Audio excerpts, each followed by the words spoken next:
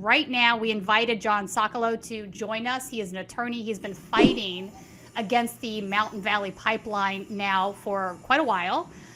So John, what is the latest and greatest? My understanding is this is coming back because Biden told Manchin that they would revisit this if he agreed to support the Inflation Reduction Act, and so now he's bringing it back as part of the NDAA. I know we haven't seen the actual language yet, but we can assume that it's the same, if not similar. So what's the latest and the greatest?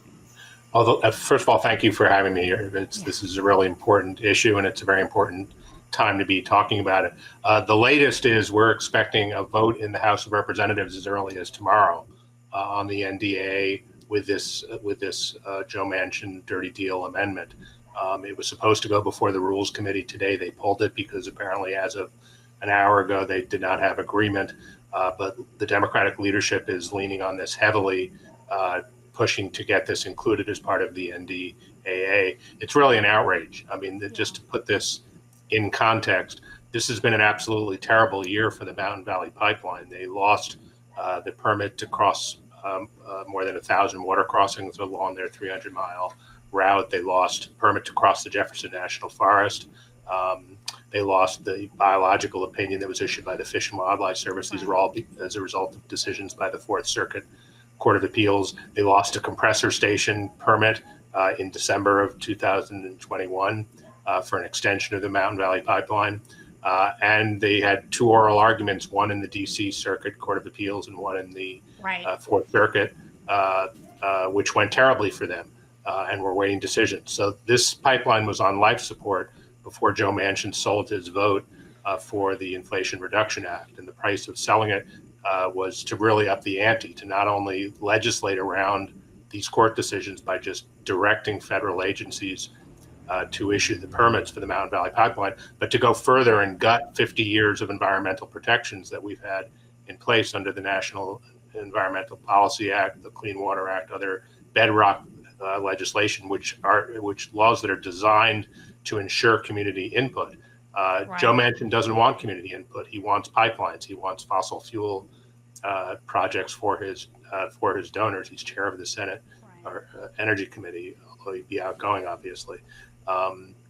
So it's just a terrible bill, and this is the time to be fighting it. We need to get all hands on deck to defeat this bill in the House if it comes up for a vote tomorrow, and certainly over the next few days and couple of weeks. We're going to be very vigilant to make sure that it does not get passed. Jonathan, I want to hang on a second. I want to revisit what's in the bill so people are clear on this, because it's been a while since we've talked about it. The Inflation Reduction Act was sold to the general public as being a net benefit for environmental causes, for climate change. And I really think that this particular piece of legislation is the exact opposite. So can we talk a little bit about what's in there so people can have a refresher on that?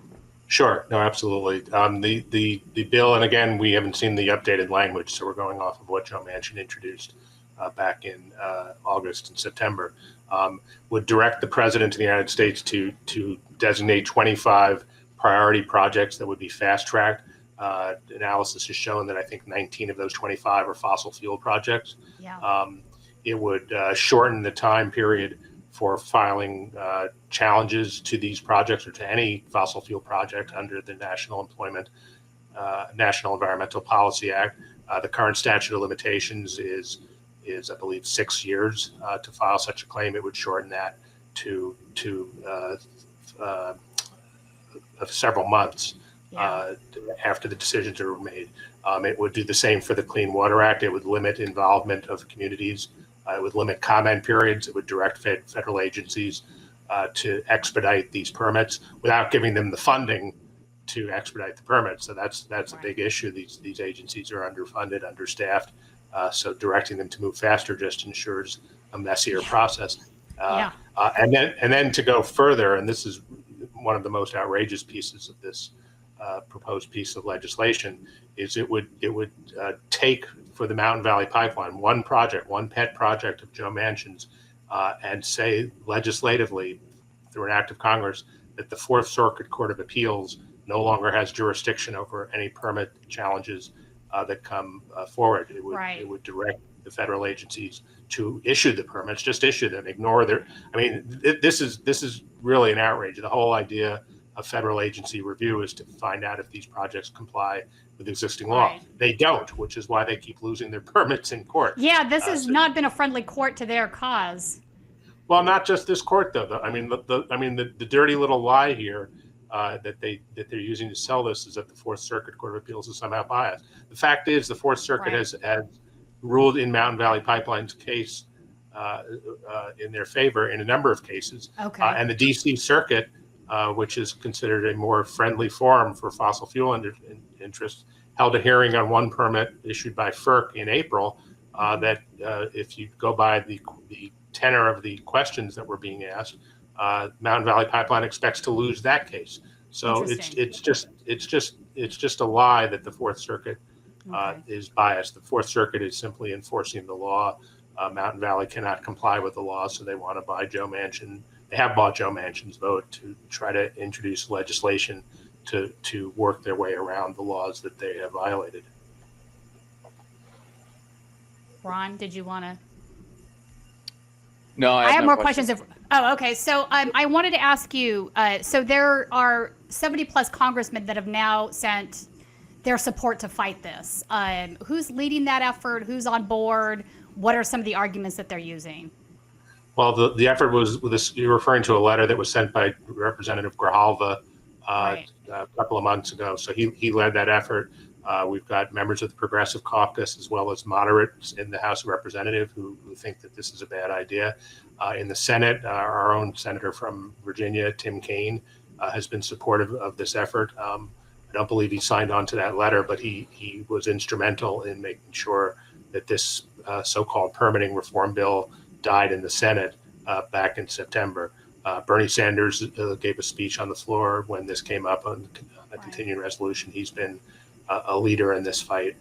So the support is strong among progressives, but not just progressives. The more moderate senators and representatives have also joined in because they understand that these environmental laws are bedrock principles and you can't just legislate around them. That's just not the way we go about building projects. And we certainly don't need more fossil fuel projects at this point in the climate emergency. Right. So Ro Khanna tweeted out earlier today, I will vote against the rule for NDAA consideration if it includes giveaways to the fossil fuel industry. If even 10 House progressives vote against it, it likely can't pass. We all have a stake in tackling the climate crisis, and it's critical we listen to communities hit the hardest. I want to talk about those communities for a second, Jonathan, because part of the problem with this particular pipeline is that where they want to place it in these communities, if there's something that does go wrong and there's an explosion, there would be, a zone of destruction and people would likely die. And you don't hear the guys pushing for this, Manchin-Biden, whoever, Schumer, they are not talking about that part of this. And I think that's really scary. Yeah, no, you're absolutely right. The pipeline would go through an earthquake zone for one. In Southwest Virginia, it would go through zones that have what's called karst, which is basically a limestone that's very porous. The rich water flows. It's like Swiss cheese. These are very vulnerable, very fragile ecosystems that would be affected. It crosses, as I said, more than 1,000 water bodies. It goes through largely poor and rural communities. It goes through communities of color. It goes through indigenous communities. Particularly in North Carolina, where they want to build an extension to the Mountain Valley Pipeline called the MVP Southgate. So it really is disproportionately affecting communities that have borne the brunt of the environmental pollution that we have had in this country over many decades. It's treating them as sacrifice zones, and that's one of the arguments that some of the supporters of this bill voice. That well, something's got to give, and it's better for the greater good to do a trade-off. Last time I checked, my kids are not trade-offs; they're not sacrifice zones. You don't turn to your kids and say, "Sorry, fellas, but we're going to place this bomb of a pipeline next to your house, but it's all for the greater good. So just be chill." That's not the way people think. And it's not even for the greater good. Yeah. No, that's not the way It's people terrible. live. But the miscalculation, I'll call it, that the supporters have placed is they have not read the history of Appalachia. This is a fighting community. This is a community that's not going to roll over and be treated as a sacrifice zone. They will fight for their families. They will fight for their land. They will fight for their water, and they will fight to defeat this bill. And they will fight to stop the Mountain Valley Pipeline. As I said, the reason this pipeline has taken 8 years now and it's still not complete is because it can't comply with federal law. Right. And, Joe Manchin has taken a lot of money from the fossil fuel industry. So he's definitely bought and paid for it. But yet he keeps winning his re-elections, which is really mind-numbing to me. Folks know what he's about. They know he's not representing his constituents, but rather the fossil fuel industries and the people he gets money from. Why do you think that is? Well, the politics in West Virginia are complicated. Of course, it's a largely poor state. People don't have a lot of options. They're given a false choice of your option for work is either the coal mines or some other fossil fuel project or unemployment. These are small towns that the entire economy relies on this sort of bust and boom fossil fuel industry. That's just the history of the coal mine in particular industry in West Virginia. They've done the same thing now with fracking in Appalachia, not just in West Virginia, but in Kentucky, Western Pennsylvania, and so forth, to give people this false choice. And the truth is, people in these states, I've spoken to them. I used to work for the mine workers' health and retirement funds. People want a job, and if you offer them an option for a green job with good benefits and good pay, they're not stupid. They understand the risk of climate change. They understand pollution in their communities. They will go for it. We just need to give people that option and pump money into alternative energy, which is really another way of saying pump energy into our future rather than pump energy into the fossil fuel past.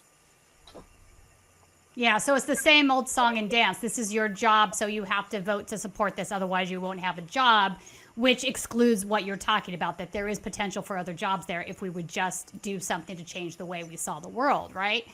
That's right. There's also a bunch of environmental groups that are supporting your fight right now. And I believe there was a letter of support sent out in regards to that as well. Yeah, there's been a series of letters, the most recent which was today. And this is just incredible. More than 750 environmental and environmental justice organizations wrote a letter, signed on to a letter saying that this dirty deal must be stopped. Not just because of the Mountain Valley Pipeline, that's bad enough, but because now you have this overreach where they're not only gutting fundamental environmental laws, but changing the rules of the federal court system to appease one private party. I mean, the precedent is really just amazing.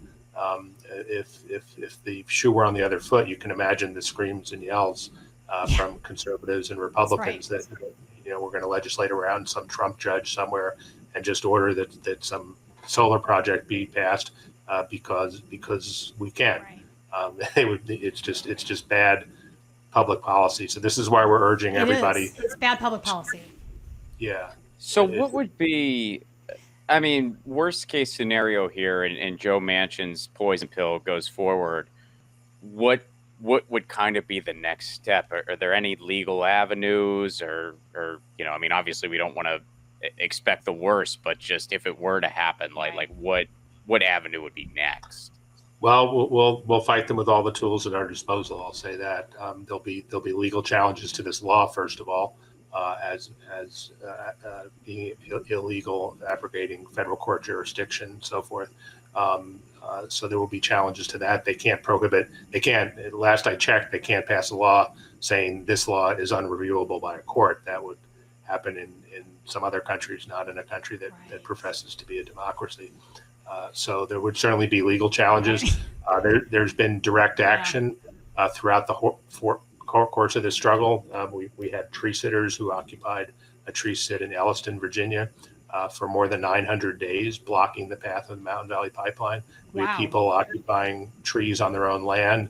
We had people parking cars on it. So I would expect that if this passes, there will be more nonviolent civil disobedience because people are, as I said, are not going to roll over and let their communities be treated as sacrifice zones. People will fight this fight until it is won with every tool at our disposal. But there are and truly, like there's not. there are some legal ahead, Ron, avenues here, though. Like, you guys are going to be able to, like, kind of get on top of this in the legal sense and put up a hell of a fight. Well, I think so. I mean, it would certainly be a worse situation because the fight Sure. thus far has been to prove to the courts, which we've done repeatedly, that these permits violate federal law. If this bill were to pass as it has been described to us, all of those permits would be immune from judicial review. That's what it says. It says the agencies are directed to issue the permits, and the permits are unreviewable. Republicans have mentioned. Well, Republicans have not been in favor of this. Yeah. And they should think, they've been opposing this bill for probably all the wrong reasons because they want Joe Manchin's seat in 2024. Right. So no honor among thieves. But they should. That's a perfect way to describe it. But they should think twice about whether they think this is good public policy, because when the shoe is on the other foot, they will not be too happy. That's right. It's a bad precedent. So, it shouldn't be shocking to anybody that the establishment Democratic players support this stuff because they are very pro-corporation. That's been the case for a long time now.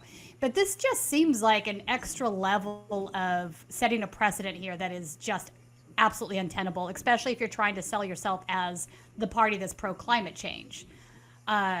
Because at the end of the day, there's no, here's the weird thing about this too, Jonathan. I don't see what the benefit is overall for the common good here if they're trying to make that argument, right? Because it really just benefits this company.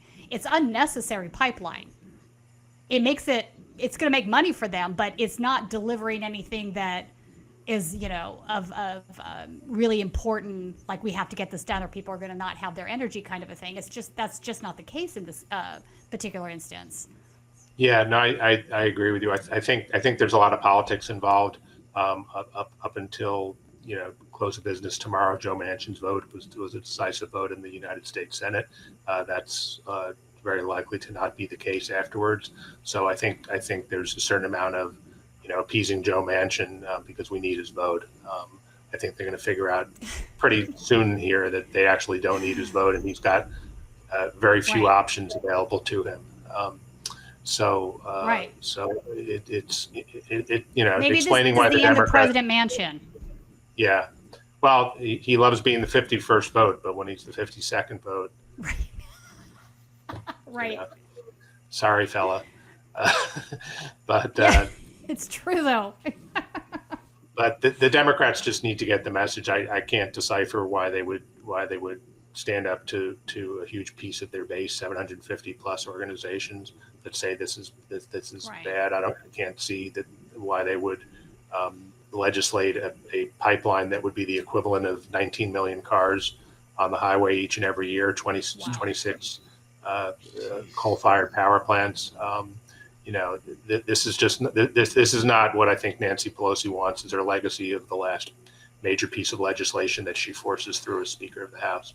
So it's really hard to understand why the Democratic leadership would do this, which is why we're asking people to call Speaker Pelosi's office. And I could just put in a plug here. Her phone number is 202-225-4965. That's for Speaker Pelosi.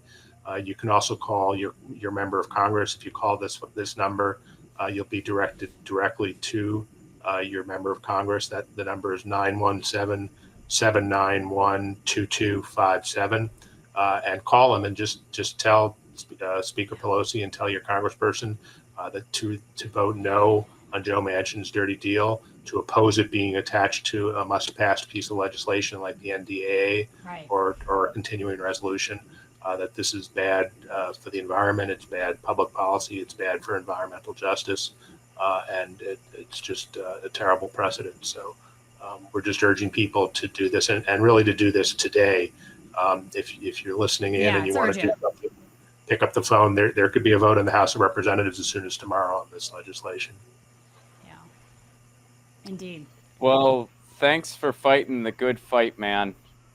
I know that when you're an attorney, you could probably join Team Fossil Fuel and make a lot more money. So Right. thank you for fighting the good fight. Well, we need Indeed. to look Yes, to look to 7 generations hence and really preserve this planet for I those feel who you. come after us. We're just caretakers. And if I could just add in, Jordan was part of this fight from very early on. He came down to Virginia, and I believe it was 2018, and covered the tree sitters who were up in the trees at that point. So he's really been part of this fight, and we very much appreciate the continued coverage and with everybody's effort and help. absolutely. I think we're going to win this fight.